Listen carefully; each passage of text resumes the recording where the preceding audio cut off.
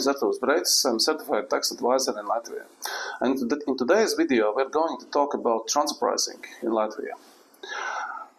So first of all, what is the content of today's video? First of all, we will look at the transfer pricing basics and terminology. Next, we will check the existing regulation, Corporate Income Tax and Taxes and Duties Act. Then we will find out who is liable to comply with transfer pricing rules and who must prepare transfer pricing documentation, either local or global documentation. And what happens if transfer pricing rules apply, but no documentation is required? So let's get started. First of all, what is a transfer price? In this slide, you see the definitions as they appear in Latvian tax laws. First of all, about the definition of market price or market value. The law defines it, Corporate Income Tax Act defines it as income or expense that the taxpayer would have if the commercial and financial relationship were formed according to the rules that would apply to two independent persons. So basically, this definition is taken from the OECD guidelines and means that the related parties should act if they were unrelated parties. This is so-called arm's length principle. But next follows the more narrow definition, saying that the value of transaction between related parties that corresponds to the market price, the calculation methods of which are determined by the Cabinet of Ministers regulation.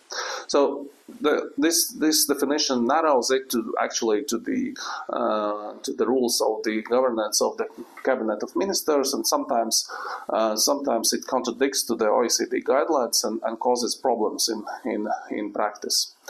But that's why you should remember that there might be different approaches if we look at the broad definition or more narrow according to the regulations. Next, transfer price. The value of goods and services is in controlled transactions or commercial financial relationship between related persons as defined in the law. So the transfer price is the actual price applied by the related parties. And the idea is that transfer price should correspond to the market price. This is not always the case, but it is as it should be. So the idea of the transfer pricing process is to find the exact price which corresponds to market price, and if transfer price is different from market price, there probably should be adjustments. Next, controlled transaction. A transaction between two persons who are related in relation to each other with the meaning of the law. So, controlled transaction is actually a transaction between two related parties. And the last definition which you should know is multinational enterprise group. It's a group of enterprises that are directly or indirectly owned or controlled by a taxpayer. Yes, a group comprises two or more enterprises that are residents of different countries and territories. So this is a definition again from the OECD guidelines, and basically means as it says, the group of multinational enterprises which are related and are in different countries.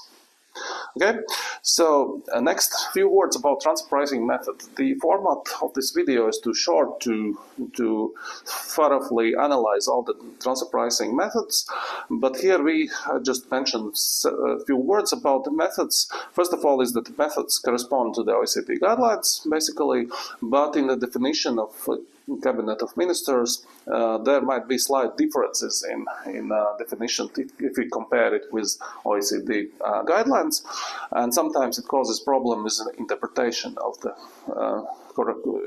one or another method. But basically they correspond to OECD guidelines, and there are 5 methods: comparable and controlled pricing method, resale minus, cost plus, transactional net margin method, and profit split method.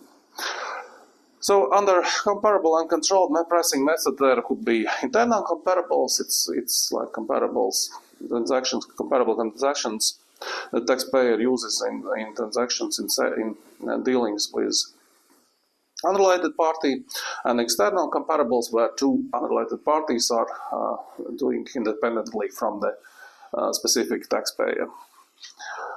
Okay, regarding application of methods, there are no requirements to apply several methods. You can apply one method, and there is also not methods are not required to be applied in in this sequence. You can just jump from first method to, for example, transactional net margin method and apply this method.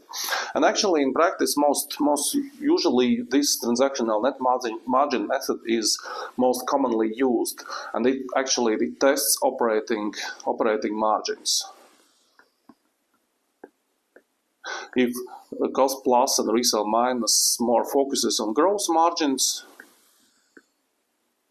then this transactional net margin is focusing on operating margin. Of course, there might be an interpretation that also these two methods could use operating margin as well, but according to the Cabinet of Ministers regulations, this definition could be interpreted that way. But if we check the OECD approach, then of course the OECD approach would be that here are gross margin and here are operating margin.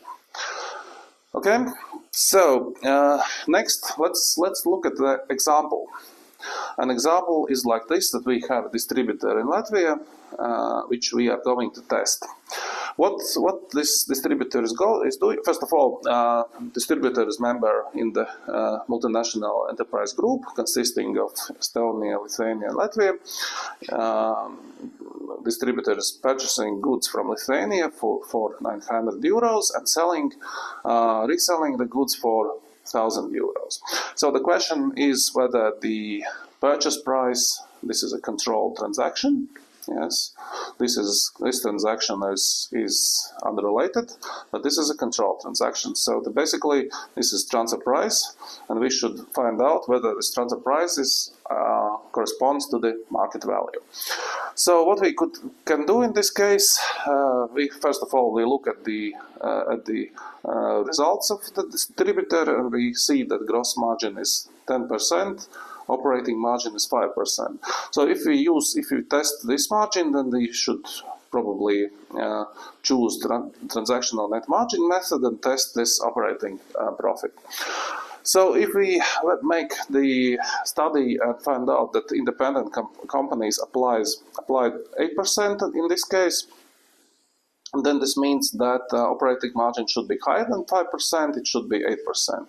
And then applying 8%, we find out in this formula that purchase price would have to be lower than 900, it should have to be 870.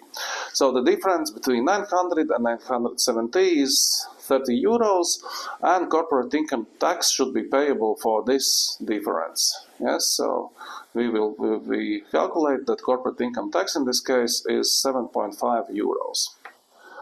So this is a theoretical example, but also it works like this in practice, that in such a case,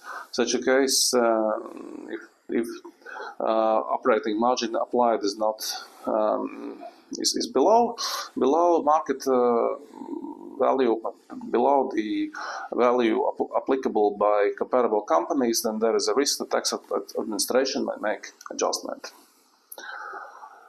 Regarding transfer pricing documentation systems, so as in other European countries and also based on OECD experience, Latvia has adopted the same structure.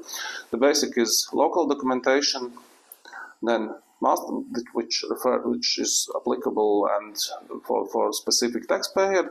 Then it's master file, which is applicable for should be prepared by multinational enterprise, and this country by country reporting, which is usually applicable by two multinational enterprises, which usually exceeds 750 million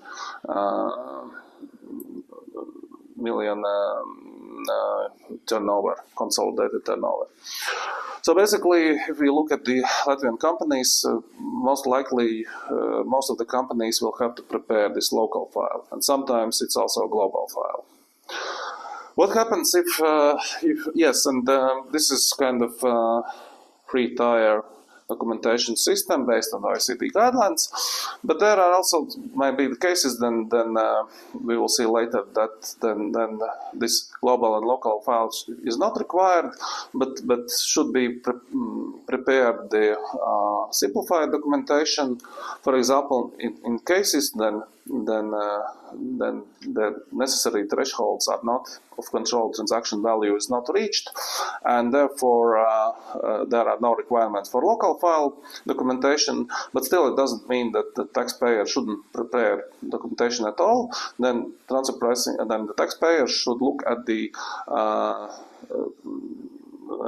regulations of Cabinet of Ministers number 677, and which basically says that that the taxpayer should, in order to apply to prove the transfer pricing, the taxpayer should prepare at least functional analysis, apply method, and make comparability study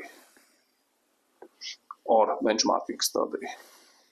So even if you don't qualify, if you are doing transactions with related parties, for example, between two local related parties, and you are not required to prepare local file or master file, but you are prepared to prepare at least simplified documentation having those requirements as set out in those regulations. Okay, about a few words about transfer pricing legislation. So, basic principle, arm's length principle, is set out in the corporate income tax law in Article 4. And it basically says the arm's length principle, the definition I gave you before, and that's it. So, basically, if there are differences from arm's length principle, then there is a risk that tax authority may make this corporate income tax adjustment. Definition of related parties. It's important to note that the definition is given in Taxes and Duties Act in Article 1 Part 18. But the documentation requirements are provided in first of all in Article 50 Part 2. And the content of the transfer pricing documentation is provided in Cabinet of Ministers Regulation number 802.